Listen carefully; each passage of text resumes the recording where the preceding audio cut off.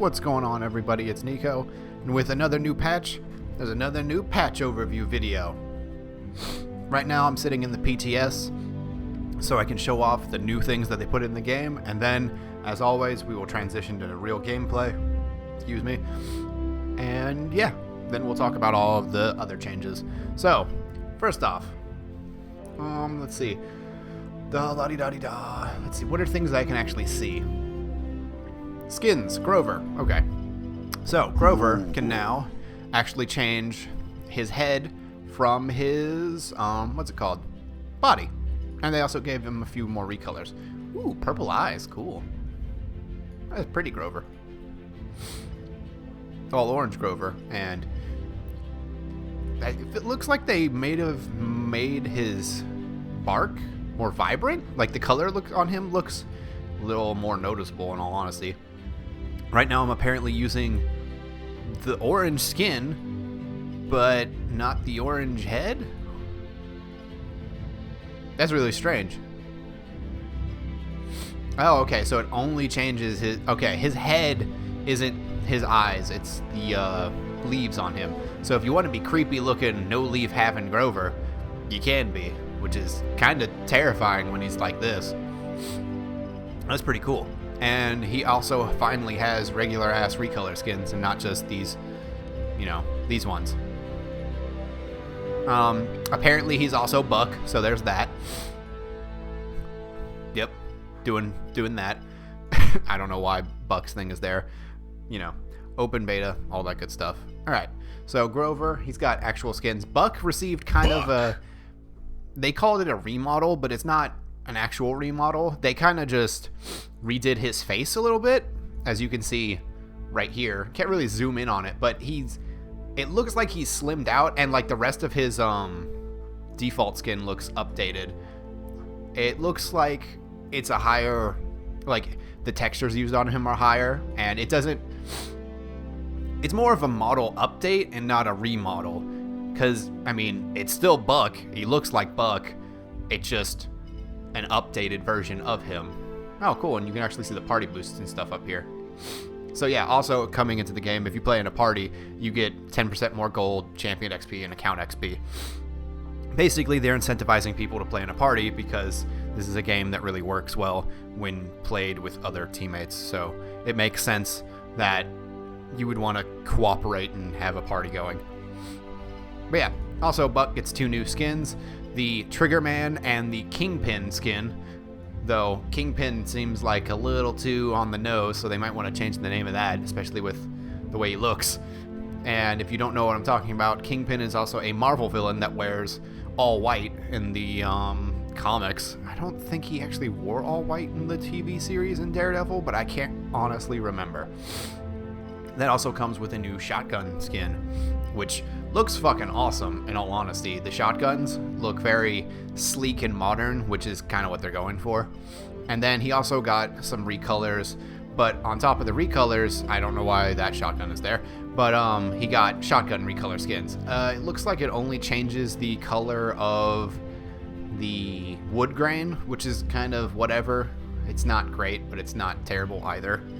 But yeah, so Buck, you can actually change his body and his head now.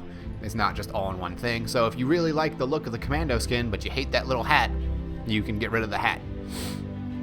Though to be fair, I think the whole ensemble looks pretty well. I'm probably going to save up to buy one of these shotguns. I don't care so much for the actual skins for him, but I want the all black shotgun for sure. It's fucking sick looking. Alright. Emotes are the same, voice pack. Triggerman gets its own voice pack. I guess Triggerman and Kingpin share a voice pack, and that's that. Let's see. Alright, scrolling down, and then obviously the Halloween-themed Pumpkin skin is in the game now. Is it Pumpkin? Pumpkin. Which, honestly, looks really awesome, if I'm not gonna lie at all. Though, especially his bombs. His bombs look fucking cool. Oh, you can change his, like, you know, if you really want to be pumpkin body and regular Bomb King head, you can do that, or you can just have a pumpkin head the entire time too, which looks really kind of creepy in all honesty. But to be honest, it's all about these weapons. Like, these bombs look so much cooler than any of his other bomb skins, even though, especially like the boss bomb one, because it doesn't actually change these two, it only changes Grumpy Bomb. Like, oh, it's got a knife in it? That's awesome. Good job on the Halloween skin, in all honesty. That's really cool. Let's see. There's balance changes, but it doesn't look like there's much more I can show in the PTS itself. Fernando. Because, like, I mean, Fernando got nerfed again. His charge is on a longer cooldown now. It was 8 seconds, now it's 6. Or, I mean, 6 seconds, now it's 8, is what I meant to say. So, I mean, I could visibly show that, but there's no real reason for me to go into balance changes and just sit here and be like, Maltamba got blah, blah, blah, blah, blah. It'd make much more sense for me to go over those kinds of things in, when you can actually watch gameplay instead of just looking at the characters. Just so it's more enthralling, in my opinion. But yeah, other than that, I don't think there's anything else I can show in the PTS because there's not a new champion. There's no additional cards added to the game. I'm pretty sure every person in the game has 16 at this point, so they're not going to be adding more because it seems like they want to fill out their character roster and make sure they have one full page of 16 cards, and then maybe they'll do more. I don't know. They haven't really said anything about whether or not they want the champions to have more than 16 cards. I think it'd be pretty cool if we could get more specialized builds, but I understand why they got rid of that in the first place, so who knows if that'll ever happen. You can buy boosters, which basically means you earn more gold and champion XP and stuff. I think you can get them in chests, or you can just buy them outright. Let's see. It doesn't say. I mean, we can click it. You can buy it, but I don't know if you can get it in the chests. So, it doesn't say in the patch notes, as far as I can tell, not in the first couple lines. So, maybe you can get them in chests. It would make sense, because that's how it works in Smite. It doesn't make any sense why they wouldn't keep it along the same lines, but who knows. But yeah, I'll see you guys in just a second. For me, you'll just be transitioned right into my commentary over the other gameplay to talk about the rest of the patch notes and all the other changes that I can't visibly show because there's no way to show them. Alright, see you in a second. Okay, so, patch notes. Went over the boosters and players that play together in a party, but at the end of every match, players will now see the top play from that match. So, plays of the game, basically. If you played Overwatch, you know what that is. Players may now trade champions at the end of a draft lobby, so there is now trading in competitive mode, so you can get something before someone else and trade it to them afterward. If you knew somebody really wanted Fernando and you didn't want to pick Fernando because you don't want to play tank, you can now at least get it so somebody else can, which is great. Added a screen to display the top player of each role to the end of match lobby. Oh, okay, I understand what it's saying. So basically, if you have multiple flankers, it will now say, this person was the best at flanking. Cool. Addressed a variety of issues with when and how music is played. Cool, because music sometimes just cut out randomly. Added new music for when both teams are tied at 3 points. Hope it's epic. General improvements to the audio system. We have enabled an improved occlusion system to increase clarity around what sounds are being made in the immediate vicinity of the player. Sounds on the other sides of walls should be occluded, although ultimates will never be affected by this system. This is the first step in a series of ongoing improvements to our audio system, which is good because the audio in Paladins can be kind of screwy. Added options to control aim acceleration on gamepad. So, if you really like playing on a controller, you can now do some stuff to change that. Added gradiated movement speed on the left thumbstick for gamepad. So basically, you don't have to move at full speed anymore. You can slowly increase, and then once you put your joystick all the way up, you run. I think. I hope I'm not just talking out of my ass, and that's actually what that means. Shooting range will now automatically show a champion selection screen, instead of just loading in as Victor and then picking someone after that. Shooting range champ select should make the escape menu go away when a champ is selected.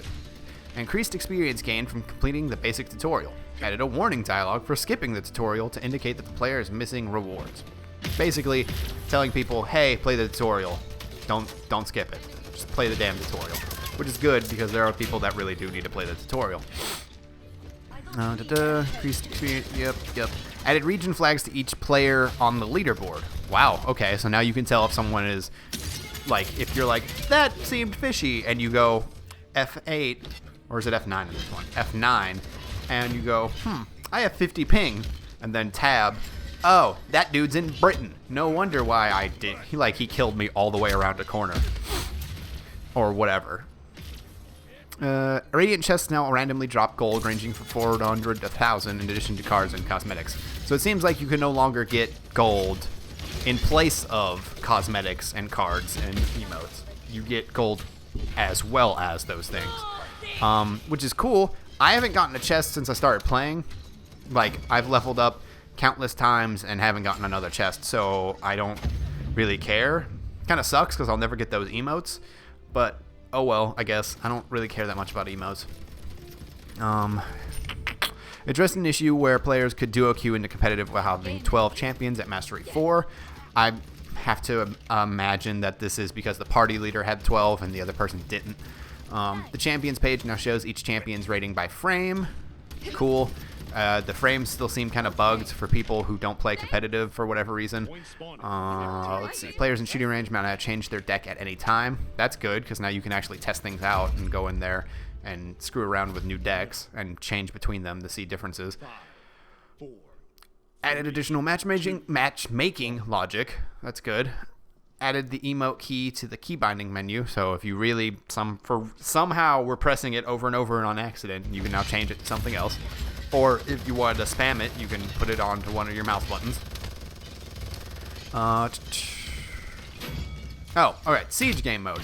We have made several updates to the Siege Game Mode. Our goal is to improve the early to late game scaling and ensure there are enough incentives to both capture the objective as well as push the payload cart successfully. We have also added additional incentives for champions in each role to play to their strengths. We will continue to evaluate Siege in coming patches.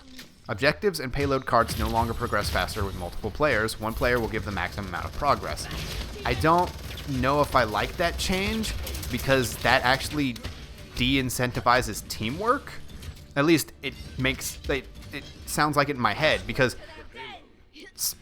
for example, I played the Infinite Warfare open beta the entire time it was out.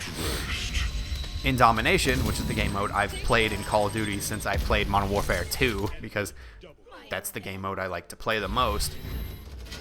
The more people on a flag, the faster it captured. Or, I don't even know if it's flags anymore, it's just points. But yeah, it captured faster with more people. Meaning, it's better to have a group of people on the flag than to have, like, one person. So, I don't know, it just feels like in Call of Duty, that game, as much as people give that game shit, it is better to have a team than it is to go lone wolf. That's even more so in Paladins, which is a team-based hero shooter, like, that you really, really need to work with your team with. To be able to just be like, Makoa, get on the point. We'll just set up around you and shoot people, and have it be as fast as possible seems kind of, I don't know. It doesn't seem right, in my opinion. I'll wait and see how it plays out in the actual game, but it doesn't make sense to me that a team-based game, like such a hardcore team-based game, would say, yeah, one person can capture the point by themselves, and it's going to be really, not really fast. It's going to be as fast as it needs to be, or as it can be. That's weird. Objective capture rate and payload cart speed now increase over the course of the match. I don't know how that's going to work. That seems awkward just reading it. Objective capture rate and payload cart speed now, I already read that. The team that captures the objective gains an additional 300 credits per player, basically snowballing the winning team even harder. Oh, yikes. The defending team no longer gains credits when successfully defending the payload push. Jesus fucking Christ. Basically, if you're on the defense, you're fucked. It's what it sounds like. Objective capture rate and payload cart speed is no longer altered when you are ahead or behind in points. I didn't even know that was a fucking thing. The respawn time of both teams increase over the course of the match. Makes sense. There's no reason for that not to happen. It happens in Smite. I think it's like past 30 minutes, you get an additional second per minute the match goes on, or something, or additional half second per minute. I can't remember. They changed it a long time ago, and I haven't actually been keeping up with Smite at all since then. but they introduced something like that basically so games that lasted a long time could end. Each role now gains additional credits for doing their intended role. Frontline champions gain 100% more credits for standing near an objective. So basically, if you have Fernando, Makoa, Ruckus, or Barik near the payload or the capture point, they're going to be gaining a shit ton more credits. Support champions get 100% more credits for healing allies, as if Maldamba needed to be able to get more credits and be even stronger. Flank champions gain 100% more credits for eliminations to enemies when they are behind enemy lines. Makes sense. It incentivizes people to go behind the enemy and not play Androxus as Victor or Cassie as Androxus, as I'm going to show you. Damage champions gain 100% more credits for dealing damage to enemy champions. Well, actually, it doesn't de-incentivize flanking Victor or Cassie. It's just incentivizing them to just throw their damage out there. Oh well. So, I guess that's a thing now. Addressed an issue where players could crash when loading into a match. Holy crap, that's happened to me so many times. I'm glad that's going to be a thing that doesn't happen anymore. Skins and weapons. Showed off Grover. Showed off Buck. Showed off Bomb King. Spectator. UI now shows ultimate status, health, and highlights currently selected players. Now more clearly shows what player is currently highlighted. Persistent objective text is no longer displayed in spectator mode. Spectators can now fly through spawn gates. Fixed an issue where frame color of bottom elements was inversed. Deck name is no longer shown. Probably because some people named their decks naughty words, which I don't blame them, because honestly, coming from Call of Duty, who didn't name their deck ass every once in a while? They're not deck, they're created like custom classes. I'll tell you right now, so many people back when in Modern Warfare 2, when you could actually do that, their classes were just dick, tits, ass, fuck, bitch. So, not surprised. They're like, yeah, let's not show the deck names. Maps. Added art to the shooting range. Yay. Champions, balance, updates, and fixes. General. Improved firing range of hit scan weapons. Cool. Not really sure what that means, in all honesty. Like, I get what it's saying, but I don't know what it actually means when it comes to terms with the game, if you get what I'm saying. Drogo's. Dragon Punch. Reduced duration in flight from 5 to 4 seconds. Drogo's is a very, very strong pick against heavily tanky comps, and seeing as how he can break through shields and insta-kill people, made him very good against, say, I don't know, Fernanda, Makoa. An ulting Makoa and an ulting Drogo's wins, as long as you can hit him. So it basically goes, you can't start from across the map and try to hit somebody, you have to be closer, which is good, in my opinion. Salvo, increased bonus damage to shields per hit from plus 100% to plus 200%. As if characters with blast damage didn't already nuke shields in the first place. Oh well. Fernando, charge. We like where Fernando is sitting in team composition, but feel he is too good at chasing kills and repositioning. This change is aimed at bringing him more in line with his role. Increase cooldown from 6 to 8 seconds. Basically, Fernando can't charge over and over and over and over again during a fight and run down squishies after he's baked them to death. This one, I don't even know why the fuck they're doing this. That good old hi-rez balancing team had its work right here. Maldamba, Gourd. Maldamba's Gourd was intended to have a strong area of effect impact. It was not filling that role with the healing and damage it dealt. Increased healing from 200 to 280 per second. Increased damage from 100 to 200 per second. Literally, this guy, I feel like, is one of the best healers in the game. And, like, arguments were made that Ying was. But with this change, I'm pretty sure Maldamba is going to be the best character for healing in the game, bar none. This nerf is probably needed just because his projectile was pretty big. Spitting Cobra reduced the effective hit size of Spitting Cobra's projectile, but then they made it easier for you to stun people. Snake Toss increased the effective hit size of Snake Toss's projectile. So, harder to hit his basic attacks, easier to hit the stun to hit the basic attacks, effectively making it so that nerfing the size of his basic attacks doesn't really do anything. I don't really understand why Maldamba was buffed, in my opinion. I have yet to have a bad game with him, and recently I got a really good game where I healed the shit out of my team, and we only were able to capture points because I was able to sit on the point while healing people. It's ridiculous. I don't know. Makoa's getting a buff, so that's something. Increase the distance at which cannon's damage starts to fall off from 40 to 60 units. Basically, Makoa does more damage over a farther range, which is good because his cannon felt really weird after they nerfed it so hard.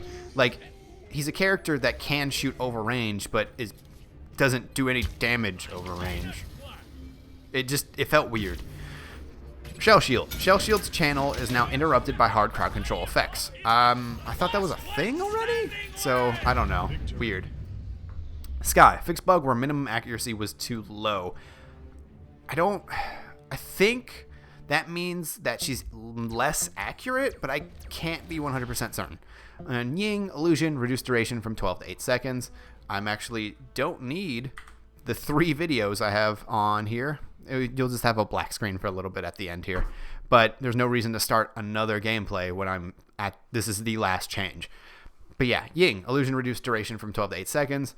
Basically, she can't spam her illusions back to back to back to back to back as easily, because before you could put an illusion up and within 5 seconds put another illusion up, and then one would go down and you could put another one up. Like, because it takes 10 seconds to put 2 down. And in that time, especially if you got Chronos, you could continuously put illusions up before their duration wore off. So her healing was fucking redonkulous if you just sat back and spammed illusions on your teammates.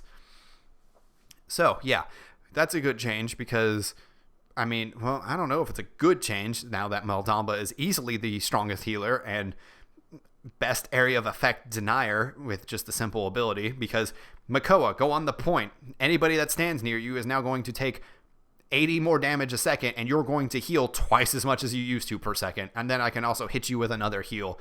So you will be effectively being healed for shit. I don't know. I think it's like 340 to 400 health per second if you hit him with Maldamba's right click and use the gourd now, which is ridiculous. Hopefully with the PTS, people are like, yeah, Maldamba's healing is stupid. Can we not bring that to live? Thanks. But who knows? It may or may not happen. Yeah, I hope you guys enjoyed the video. These are my thoughts. I like most of them. A lot of them are kind of like, I like most of them. Some of them are kind of like the whole, what is it called? The changes to Siege. That I'm going to have to actually play that before I can make a decision on that. But yeah, other than that, I think it's pretty good. I hope it works out, because if not, it's going to be a week to 2 weeks before we get another patch that effectively changes this stuff. But yeah, hope you guys liked it. If you do, give it a thumbs up. If you didn't, give it a thumbs down. Leave me a comment about criticism as to why. I read all my comments. Sometimes I don't respond, but I do read them all. But yeah, I hope you have a great day, and peace.